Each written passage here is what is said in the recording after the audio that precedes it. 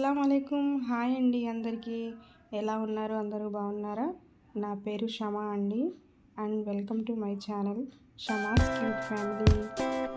Please నా ఛానల్ని subscribe చేసుకోండి అండ్ వీడియో లాస్ట్ వరకు చూడండి. మార్నింగ్ 6కి లేవగానే మా ఇంటి ముందు అపార్ట్మెంట్ మీద ప్యారెట్స్ ఇలా కూర్చొని సౌండ్ చేస్తుంటే చూడడానికి చాలా బాగా అనిపించి రికార్డ్ చేశానండి.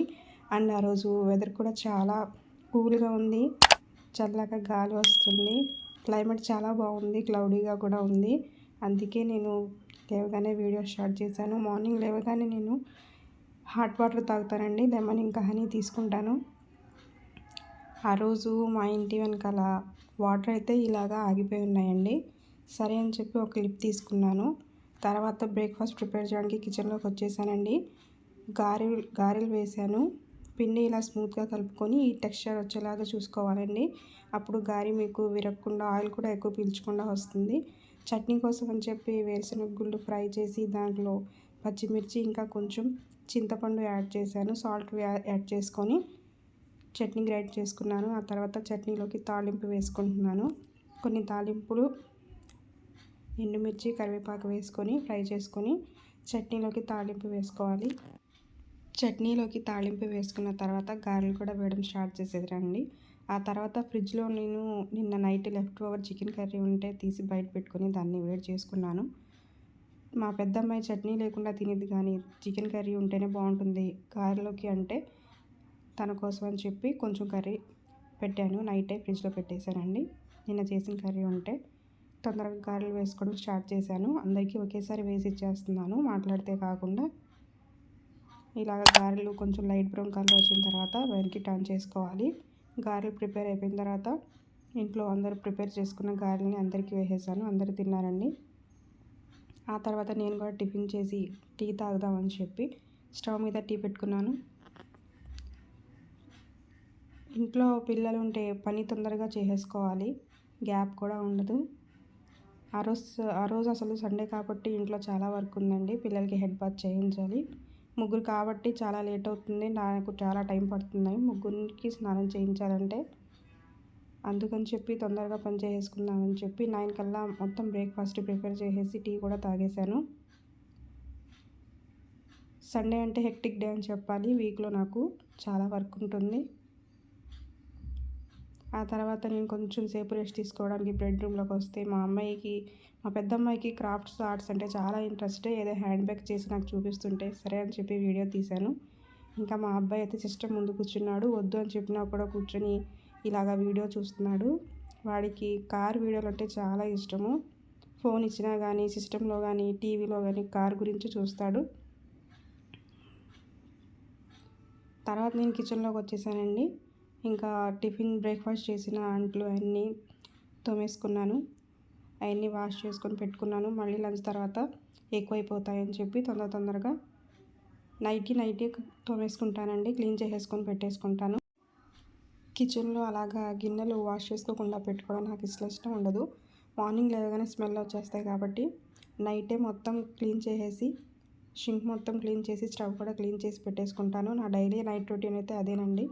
ఆ తర్వాత ఇలాగా చాలా ఉన్నాయి గిన్నెలు, మొత్తం వాష్ చేసుకొని పెట్టేసుకున్నాను. కొంచెం ఆరుతాయని అలా పెట్టాను కౌంటర్ టాప్ మీద.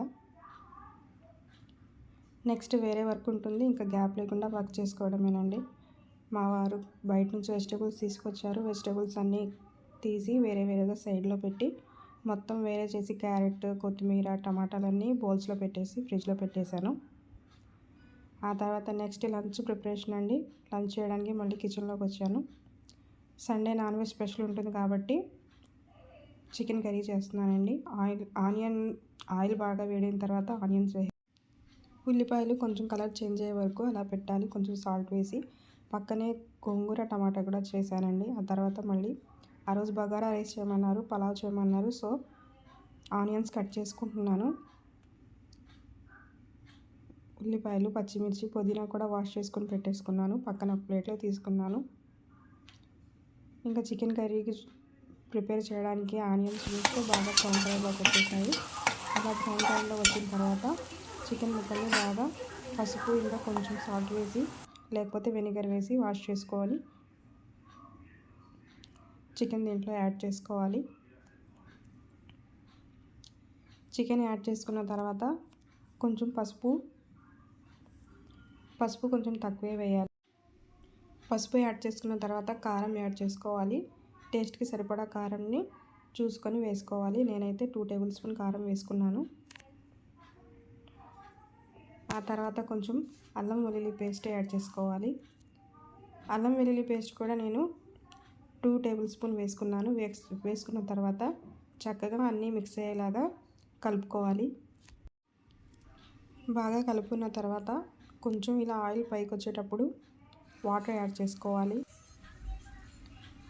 వాటర్ యాడ్ చేసుకోవడానికి మీకు చికెన్ పీస్ కొంచెం లోపలికి మునిగే వరకు చూసుకొని ఎంత వాటర్ సరిపోతుందో అంత వాటర్ చూసుకొని యాడ్ చేసుకొని ఒకసారి మిక్స్ చేసుకోవాలి.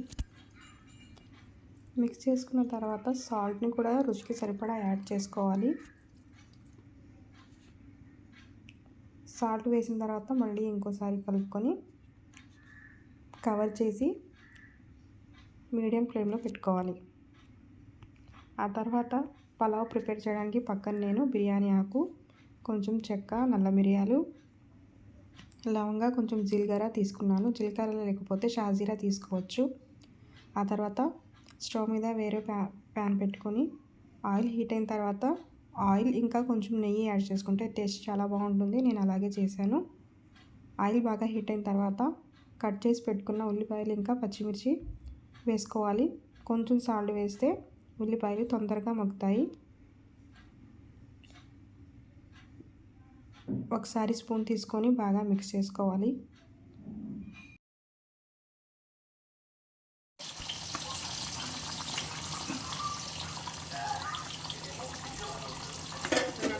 ఇలా కర్రీ బాయిల్ అయ్యేటప్పుడు దాంట్లో వాష్ చేసుకున్న కొత్తిమీర వేసుకోవాలి. మళ్ళీ ఇంకోసారి కవర్ చేసి మళ్ళీ మీడియం ఫ్లేమ్లో పెట్టేయాలి.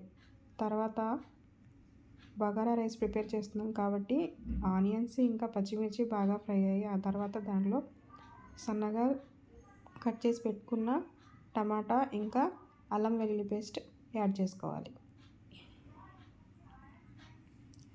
అల్లం వెల్లుల్లి పేస్ట్ యాడ్ చేసుకున్న తర్వాత కొంచెం గరం మసాలా ఇంకా కొంచెం బిర్యానీ మసాలా లేకపోతే చికెన్ మసాలా యాడ్ చేసుకుంటే టేస్ట్ చాలా బాగుంటుంది. మసాలాలన్నీ వేసిన తర్వాత మళ్ళీ ఇంకోసారి బాగా మిక్స్ చేసుకోవాలి. ఆ తర్వాత పక్కనే కట్ చేసి పెట్టుకున్న సన్నగా తరిగి పెట్టుకోవాలి కొత్తిమీర ఇంకా పుదీనా 2 యాడ్ చేసుకోవాలి.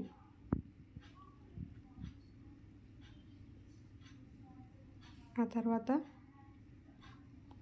1/2 టేబుల్ స్పూన్ పసుపు, కొంచెం కారం వేసుకోవాలి. ఎక్కువ కారం వేసుకోకూడదు, ఎందుకంటే పచ్చిమిర్చి వేసాం కాబట్టి. ఇంకా పిల్లలు కూడా తింటారు కాబట్టి కొంచెం కారం తక్కువ వేసుకోవాలి.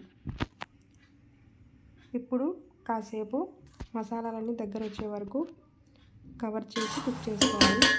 ఇలాగ ఈ విధంగా పచ్చివాసన పోయే వరకు ఫ్రై చేసుకోవాలి.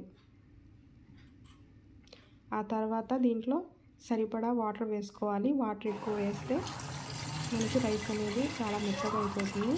అందుకే వాటర్ చూసి వేసుకోవాలి. తర్వాత టేస్ట్కి సరిపడా సాల్ట్ వేసుకోవాలి. 1 గ్లాస్ రైస్కి 1.5 గ్లాస్ వాటర్ వేసుకోవాలి. అంటే 1 గ్లాస్ బియ్యం తీసుకున్నప్పుడు 1.5 గ్లాస్ వాటర్ యాడ్ చేసుకోవాలి. తర్వాత సాల్ట్ కూడా చూసుకొని యాడ్ చేసుకోవాలి. ఇంకా వాష్ చేసుకున్న రైస్ దీంట్లో యాడ్ చేసుకోవాలి. వాటర్ బాగా బాయిల్ అయిన తర్వాత కడిగిన బియ్యాన్ని దాంట్లో వేసుకోవాలి. ఇంకా మీడియం ఫ్లేమ్లో పెట్టేసుకోవాలి. ఇక్కడ చికెన్ కర్రీ కూడా ప్రిపేర్ అయిపోయింది. ఇంకా బగారా రైస్ కూడా ఆల్మోస్ట్ కుక్ అయిపోయింది. చూసారా, స్మెల్ అయితే చాలా బాగుంది. ఇంకా లంచ్ ప్రిపేర్ అయిపోయింది. లంచ్ ప్రిపేర్ చేసిన తర్వాత మొత్తం కుకింగ్ అయిపోయిన తర్వాత నేను వెంటనే చేసే పని ఏంటంటే స్టవ్ మొత్తం క్లీన్ చేసుకుంటాను. ఆ తర్వాత మళ్ళీ లంచ్ చేసిన తర్వాత కాకుండా స్టవ్ మొత్తం క్లీన్ చేసి ఇంకా నేను కూడా ఫ్రెష్ అయిపోతాను అనమాట. తర్వాత లంచ్ టైం అయ్యింది. అన్నీ వేడిగా ఉన్నాయి. అందరికీ ఒకేసారి కూర్చొని సండే రోజు అందరం కలిసి తింటాము. డైలీ అయితే కుదరదు కాబట్టి పిల్లలు, నేను, మా వారందరూ కూర్చొని తింటాము. ప్లేట్లో ఫస్ట్ మా అమ్మాయి పెట్టమంటే పెడుతున్నాను. లేదు నాకే ఫస్ట్ వేయమని మా అబ్బాయి తీసుకొచ్చి ప్లేట్ పెట్టాడు. టేస్ట్ అయితే చాలా బాగుందని చెప్పారు అందరూ. ఇది గోంగూర టమాటా. ఆ రోజైతే నేను కట్టా చేయలేదు. ఈ టేస్ట్ కూడా చాలా బాగుంటుంది. ఈ కాంబినేషన్ బాగుంటుంది. పలావు, చికెన్ కర్రీ, గోంగూర టమాటా టేస్ట్ చాలా బాగుంటుంది. ఆ తర్వాత చిన్న న్యాప్ వేయడానికి నేను బెడ్రూమ్లోకి వచ్చాను. వెనుక వాటర్ అయితే ఇలాగా స్టే అయిపోయినాయండి, ఒకే చోట ఉన్నాయి. చూడడానికి అయితే చాలా బాగుంది, చల్లగా గాలి వస్తుంది. ఇంకా ఫ్యాన్ కూడా వేస్ట్ అనుకున్నాను, అందుకే ఫ్యాన్ వేయకుండా చక్కగా విండో ఓపెన్ చేసి పెట్టాను. బెడ్రూమ్లో నుంచి వ్యూ అయితే ఇలా కనిపిస్తుంది. నాకు చాలా ఇష్టం ఇలా నేచర్ అంటే, వ్యూ అంటే. ఆ తర్వాత కొంచెం న్యాప్ తీసుకున్న తర్వాత చూస్తే బయట ఇలా వాటర్ వచ్చేసినాయి, తాబేలు వచ్చింది. మా అమ్మాయి ఫోటో తీసింది, అందుకే మీరు చూస్తారని ఫోటో పెట్టానండి. ఇది మేము ఉండే చోట బయట అండి. ఫస్ట్ ఫ్లోర్లో నుంచి చూస్తే వాటర్ ఇలా స్లోగా వస్తున్నాయి. సరే వ్యూ బాగుందని చెప్పి అక్కడే నుంచొని చూస్తున్నాను. ఇలా డ్రైనేజ్ కూడా పొంగిపోయింది. వాటర్ ఫ్లో కొంచెం సేపట్లోనే ఎక్కువైపోయింది. ఆ ఇంటి వాళ్ళకి ఇంకా తెలీదు బయట నుంచి ఇలా వాటర్ వస్తున్నాయని. నేనైతే నుంచొని టీ తాగుతున్నాను. క్లైమేట్ బాగుందని చెప్పి టీ పెట్టేసుకొని ఈవినింగ్ అయిందని చెప్పి టీ తాగాను. టీ తాగుతూ ఇలా వీడియో తీశాను.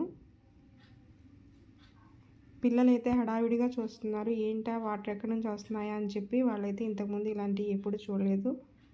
ఇంకా కారు పెట్టడానికి వీలు లేకపోతే పక్కన నైబర్స్ ఉన్న వాళ్ళు తీసుకొచ్చి గ్రౌండ్ ఫ్లోర్లో పెట్టేసుకున్నారు కారు సరిగ్గా వెళ్ళలేదని చెప్పి. చూసారా, ఫ్లో అయితే ఇలా పెరిగిపోయింది. జస్ట్ మినిట్స్లోనే ఇలా ఎక్కువ అయిపోయింది. మేమైతే అసలు ఎక్స్పెక్ట్ చేయలేదు ఫ్లో ఇంకా ఎక్కువ అవుతుంది, ఇంకా బయటకు వెళ్ళడానికి కూడా కుదరదు అనేంత ఆలోచన అయితే రాలేదు. చాలామంది ఇంటికి కావాల్సిన వస్తువులన్నీ తీసుకొని ఇలాగా తొందరగా ఎవరింటికి వాళ్ళు వెళ్ళిపోతున్నారు. ఇంకా కాసేపు అయితే ఫ్లో ఎక్కువ అయిపోయింది.